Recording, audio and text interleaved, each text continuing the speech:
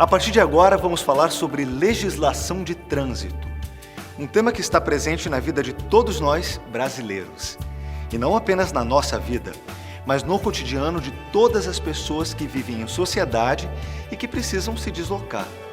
É importante lembrar que não é só no Brasil que tem uma legislação específica para o trânsito. As leis de trânsito existem no mundo inteiro e são muito parecidas entre si. Mas afinal, o que é legislação de trânsito? Ai, cara, agora você me pegou. Não faço a mínima. Legislação de trânsito, eu acho que são as leis que os motoristas deviam cumprir quando estivessem no volante. Não sei. Legislação de trânsito. Seriam as leis do trânsito? Como podemos perceber, existe muita confusão sobre o que é legislação de trânsito. No Brasil, as leis, normas e regras de trânsito são definidas pelo Código de Trânsito Brasileiro e resoluções do Conselho Nacional de Trânsito. Nos estados, a legislação pode ser complementada pelo Conselho Estadual de Trânsito e, em alguns municípios, pelas prefeituras, através de seus órgãos municipais de trânsito. A execução dessas leis no Brasil é realizada pelo Departamento Nacional de Trânsito, pela Polícia Rodoviária Federal e pelo Departamento Nacional de Infraestrutura de Transportes. Nos estados, pelos Departamentos Estaduais de Trânsito, pelas Polícias Rodoviárias Estaduais e pelos Departamentos Estaduais de Estradas e Rodagem. E em cidades com o trânsito municipalizado, pelos órgãos criados para esta finalidade. O Código de Trânsito Brasileiro define trânsito como a utilização das vias por pessoas, veículos e animais para circulação, parada, estacionamento e operação de carga e descarga.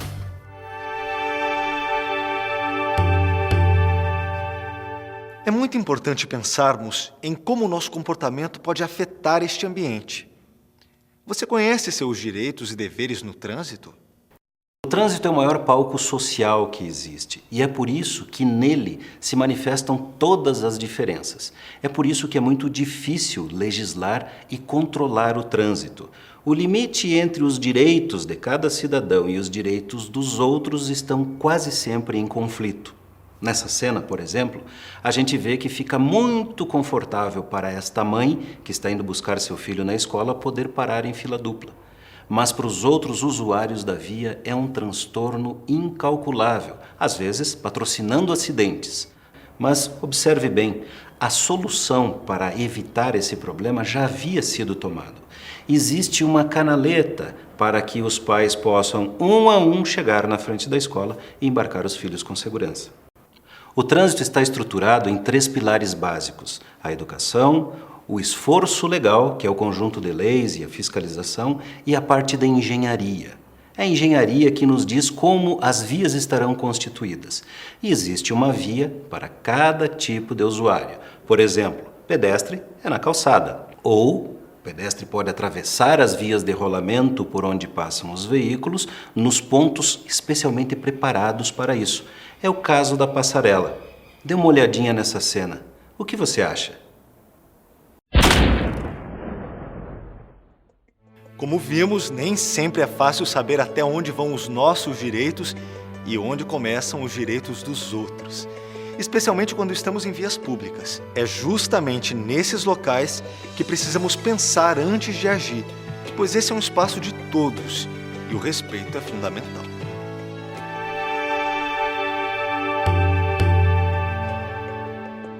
A lei prevê uma velocidade máxima para cada tipo de via.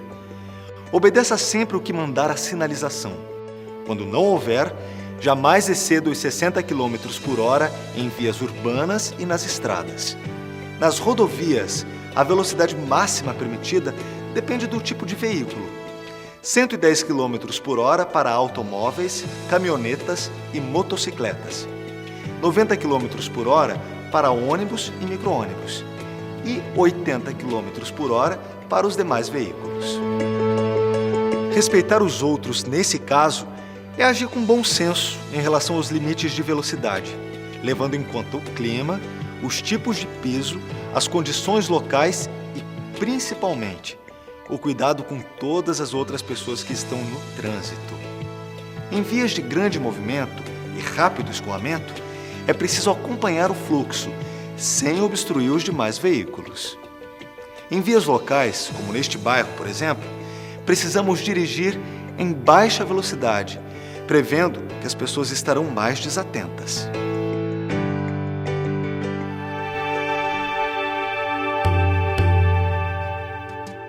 Assim como as vias, há também diferentes tipos de veículos. Quanto à tração, os veículos podem ser classificados em automotores, elétricos, de propulsão humana, de tração animal, reboque ou semi-reboque, que são unidades sem propulsão própria, puxadas por veículos motorizados. Quanto à espécie, os veículos podem ser classificados em de passageiros, bicicletas, ciclomotores, motonetas, motocicletas, triciclos, quadriciclos, automóveis, micro-ônibus, ônibus, reboques, semi-reboques e charretes. De carga, motonetas, motocicletas, triciclos, quadriciclos, caminhonetes, caminhões, reboques ou semi-reboques, carroças e carros de mão. Mistos de carga e passageiros. Caminhonetas e utilitários. Outras espécies de veículos são os de competição, de tração, especiais e de coleção. E quanto à categoria, os veículos podem ser classificados em oficiais, de representação diplomática, de repartições consulares e de organismos internacionais, particulares, de aluguel e de aprendizagem. Além das placas, a identificação dos veículos é feita pelo número do chassi. Essa informação também consta nos documentos do veículo. O certificado de registro de veículo, que deve ser guardado em local seguro e é necessário para alteração de endereço, transferência de propriedade ou alteração das características do veículo. E o certificado de registro e licenciamento de veículo, documento de porte obrigatório para circular com o veículo automotor.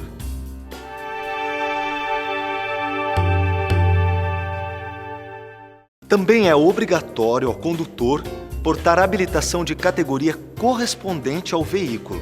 Para conduzir veículos de 2 ou 3 rodas com ou sem carro lateral, como motocicletas, ciclomotores, motonetas e triciclos, o condutor deverá portar Carteira Nacional de Habilitação de categoria A. Com a carteira da categoria B, o condutor pode dirigir veículos com ou sem reboque, com peso bruto total de até 3.500 kg e lotação máxima de 8 pessoas.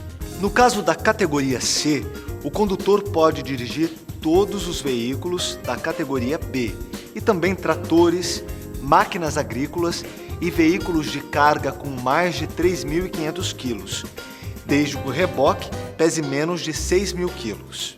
Para os portadores da carteira de categoria D, é permitido conduzir todos os veículos das categorias B e C, além de veículos de passageiros sem reboque com lotação maior do que 8 pessoas.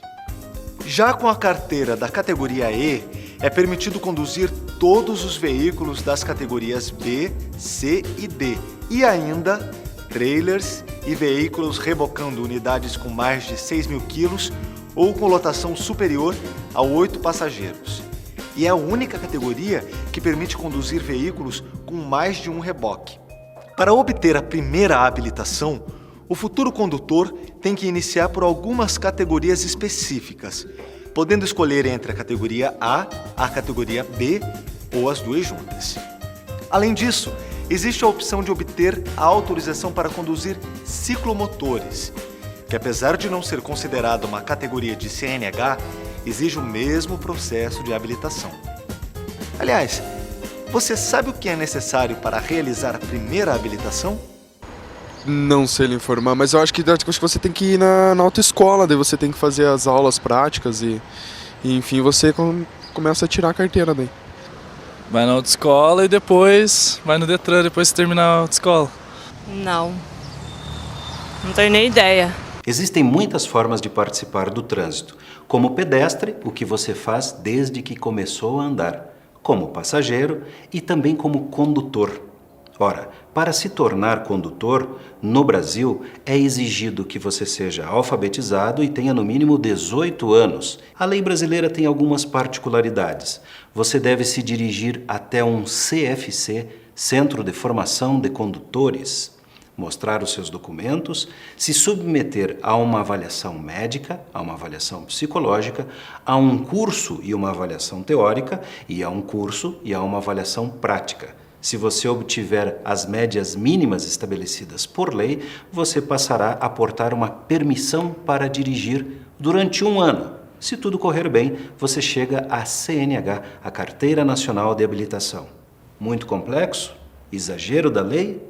Pense bem, será que qualquer pessoa poderia subir num veículo e sair dirigindo por aí? Todo o conjunto de regras que garantem a funcionalidade e a segurança no trânsito foram estabelecidas com base na longa experiência, não só brasileira, mas de outros países, para que tudo funcione bem, para que os direitos e os deveres sejam atendidos. Se for aprovado em todas as fases, o candidato recebe a permissão para dirigir, que tem validade de 1 ano. Mas muito cuidado com infrações nesse período. Eu passei no exame do Detran e consegui minha permissão para dirigir. Um dia eu estava atrasado e acabei ultrapassando o sinal vermelho e cometendo uma infração gravíssima e perdendo a minha permissão. E agora, para conseguir essa permissão novamente, eu preciso refazer todos os exames no Detran.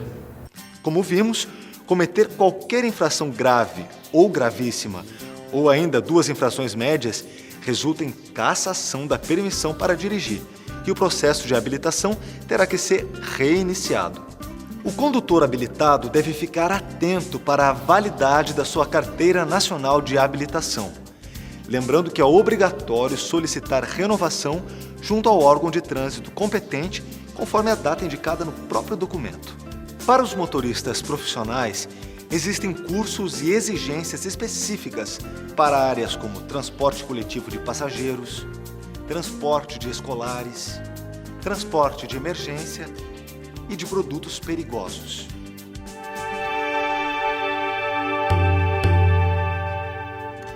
Depois de habilitado, todo condutor é responsável pelo estado geral e pelo bom funcionamento do veículo que dirige, inclusive pelos equipamentos obrigatórios.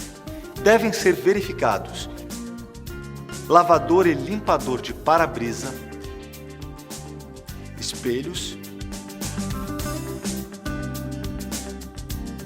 extintor, buzina, velocímetro, quebra-sol, freio de estacionamento, cintos de segurança, encosto de cabeça,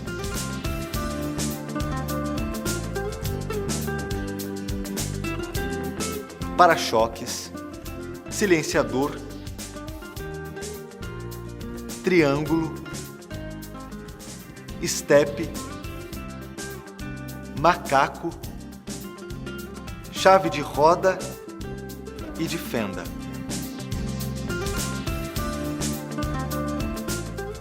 E em motocicletas, o dispositivo de controle de ruído, os espelhos, o velocímetro,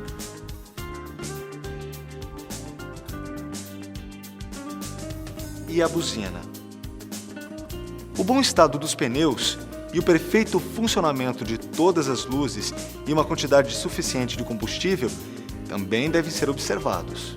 Ufa, são muitos itens, mas lembre-se, eles são muito importantes para a segurança de todos.